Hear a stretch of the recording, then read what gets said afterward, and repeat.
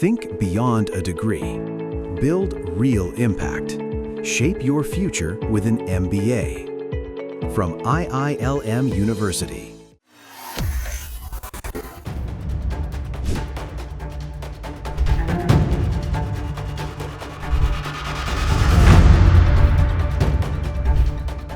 Iran में Ayatollah Ali Khamenei के शासन के खिलाफ भड़के हिंसक प्रदर्शनों के बीच भारतीय नागरिकों को लेकर आई पहली 2 वाणिज्यिक उड़ानें बीती रात दिल्ली पहुंच गई।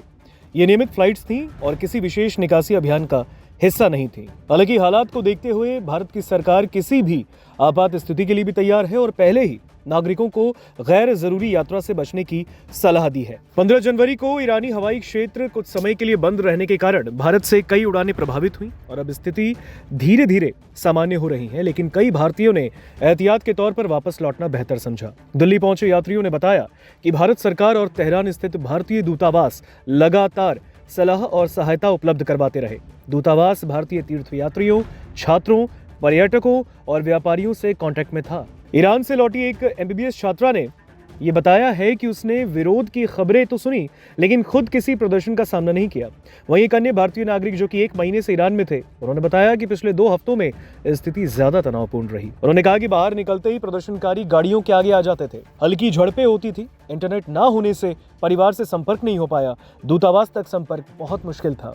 काम के सिलसिले में ईरान गए एक इलेक्ट्रिकल इंजीनियर ने कहा कि उनके लिए सबसे बड़ी समस्या सिर्फ नेटवर्क की कमी रही। उन्होंने बताया कि अब हालात सुधरने लगे हैं और सामान्य गतिविधियां फिर से शुरू हो रही हैं।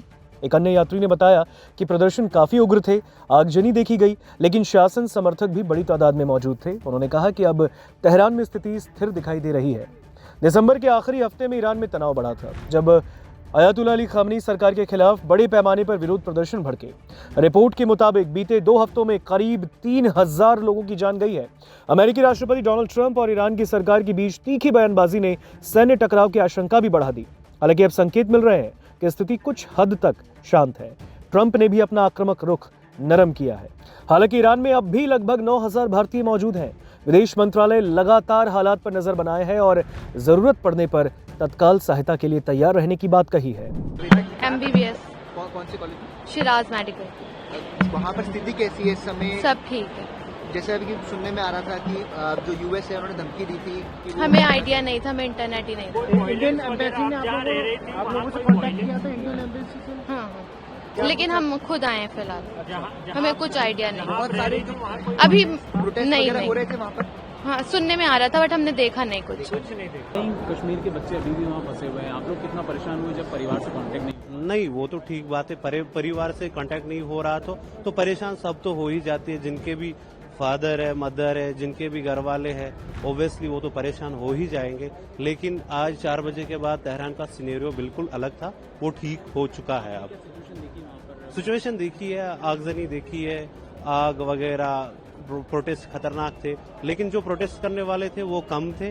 और जो अगर हम अपोजिट 2 पार्टियां हैं, रजा पहलवी की पार्टी है और इमाम खामनाई की पार्टी है, और प्रोटेस्टर्स कम थे एज कम्पेयर टू जितने इस्लामिक पॉलिटिक्स के साथ है वो ज्यादा थे। किस लोकेशन पे प्रोटेस्ट हुए हैं सर? आपने तेहरान में हुआ था, मशहद में हुए थे, कुंभ में हुए थे। हाँ जी। आप लोग की भारत सरकार ने कुछ मदद करी, एम्बेसी से कांटेक्ट करने की आपने कोशिश की? बड़ी कोशिश की है भारत सरकार ने, बड़ी अच्छी कोशिश की है। स्टूडेंट्स को वापस बुलाया, हम जियारत के लिए गए थे, पिलग्रिम थे हम, तो बड़ी अच्छी कोशिश रही उनकी। हमारा इंटरनेशनल कॉलिंग भी 3 दिन में रिज्यूम हुआ। फिर अभी इंटरनेट सुनने में आया है कि अब इंटरनेट तेहरान में 2 या 3 दिन में रिज्यूम हो जाएगा। भाई फंसना नहीं कहेंगे, क्योंकि वहाँ पर हालात अब नॉर्मल है और थोड़ी बहुत ये धमकियां देता रहता, कर कुछ नहीं पाएगा, क्योंकि खामनेई जैसा रहबर वहाँ पे मौजूद है और अली वाले लोग हैं। अली वाले ना ही किसी को कुछ खुरेच आने देते हैं और ना ही अपने ऊपर आने देते हैं, तो घबराने की कोई जरूरत नहीं। जितने भी हैं सब सुरक्षित है, और खामनेई जैसा जिस देश का चलाने वाला हो तो वहाँ पे कोई डरने की बात नहीं है। ईरान से भारत सरकार लगातार संपर्क? ईरान सदा से भारत का दोस्त रहा है और भारत भी ईरान का दोस्त रहा है। अब ये जो अमेरिका और नेतन्याहू है, ये अपनी धमकियां देता रहता है, तो ये तो आज से थोड़ी दे रहा है, ये तो एक जमाने से दे रहा है। अगर हम इनसे डरते रहेंगे तो हम फिर किसी काम के नहीं रहेंगे। तो इनसे डरने की कोई बात ना, वहां पर सब सुरक्षित है, टेंशन लेने की कोई बात नहीं। सरकार ने बहुत बढ़िया काम किया, सब अपने लोगों को ला रही है, और पिछली बार भी लेकर आई थी सरकार अपने लोगों को, और अब भी लेकर आ रही है। भारत का और मोदी सरकार का हम शुक्रिया अदा करते हैं बहुत बहुत। ठीक है, थैंक यू।